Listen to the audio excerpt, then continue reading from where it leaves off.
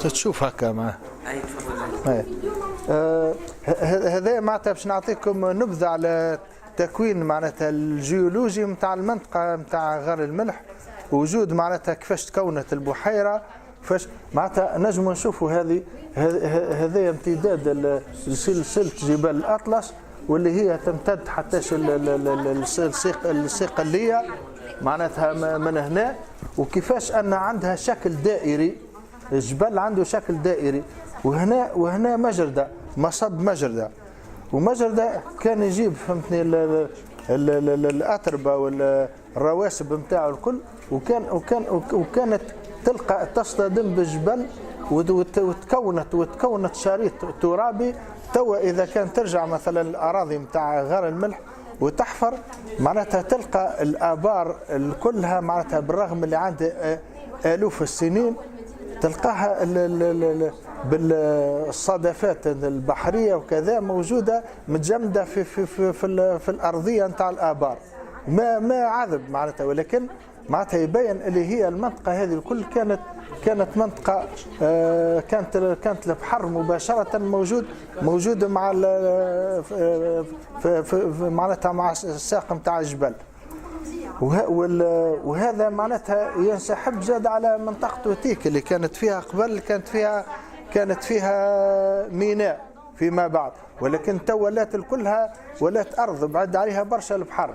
هذا الكل معناتها من الرواسب ومن الأتربة اللي يجيبها معاه مجردة تكون شريط ترابي، وبعد تكونت بلاصة اللي هي أقل غرق من البحر، وتكونت البحيرة تشوفوا كيفاش عبر السنين كيفاش كانت محلولة في شكل خليج وجولف، كيفاش بعد بشوية تتسكر ولا تتسكر حتى لين تكونت البحيرة هذه. البحيرة بطبيعة الحال هي توا احنا في الوقت الحاضر هي تكون بالنسبة لغار الملح ثروة كبيرة ياسر، أهم حتى من الأراضي الفلاحية باعتبار معناتها كثروة سمكية كبيرة برشا. ولكن الإشكال أنه وقت اللي انقطع مجردة ما عادش معناتها غيروا له المجرى نتاعو،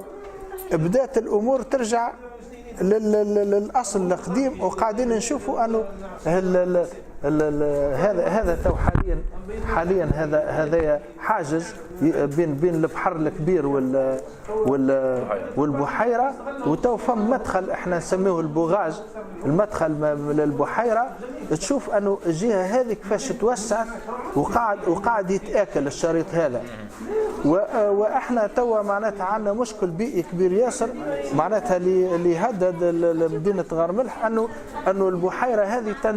تندثر وتولي فهمتني معناتها تولي يدخل البحر معناتها تولي كلها تابعه للبحر. وهذا اللي تو احنا قاعدين نعمل عليه اكبر تحدي معناتها للتو غار الملح، هو انه كيفاش باش نجم تحافظ على البحيره هذه اللي هو مرتبط بها تاريخ غار ملح اصلا وتاريخ القلاع وتاريخ البلده الكل، وجزء كبير معناتها من مصدر الرزق نتاع غار الملح، خاصه تو معناتها في السنوات الاخرى معناتها المردوديه نتاع البحر نقصت برشا، والناس راجعه لتربيه الاسماك، والبحيره هي تمثل تربيه طبيعيه للاسماك معناتها مليون ناتوريل معناتها تتكاثر فيه الاسماك، وكان المنتوج نتاعو معناتها حتى في عهد فرنسا عاملين في المدخل هذا عاملين حواجز تسمح للحوت باش يدخل وما يخرج، وكانت المردوديه نتاعو كبيره برشا، وكانت مع الاسماك معناتها الورقه والقاروص والحاجات هذه كانت الشكل نتاعها والحجم نتاعها كان كبير ياسر معناتها قدام ما نشوفوه توا ضاء الانتاج نتاع البحيره هذه.